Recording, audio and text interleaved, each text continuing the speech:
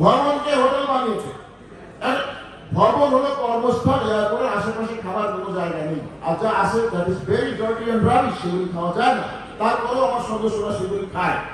আমরা নির্বাচিত হওয়ার পরে আমার কার্যকরী পরিষদে সিনিয়র সহ সভাপতি মফিজুর রহমান লাভলু, তিনি আর অনেক লোক আছে যারা মুরব্বী বয়স্ক, তারা এখন চলতে পারে না, হাঁটতে পারে না, ওই সময় কাটানোর জন্য আসে, বাসায় লোক নাই, অনেকে আছে কাজ নাই, এয়ারপোর্টে সময় কাটায়।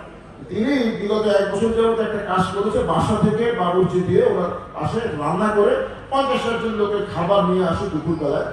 এবং আমি দেখেছি যারা জোহরের নামাজ পড়ে এসে এই হোমমেড ফুডটা দুপুরবেলা তারা খায়, ডাল ভাত সবজি মাছ এরকম আছে। আমিও 2-4 দিন পেয়েছি। এইটাকে তারা বলছে হোটেল বানিয়েছে। আপনাদের বাসা বাড়ি হতে হোটেল, হোটেল না? আপনার বাসায় ভাত খান না, খান না? আপনার বাসা বাড়িতে প্রত্যেকের বাসা বাড়ি হোটেল। আমরা কাজ করি কেন? আমার ফান্ডামেন্টাল নিড ইজ ফুড।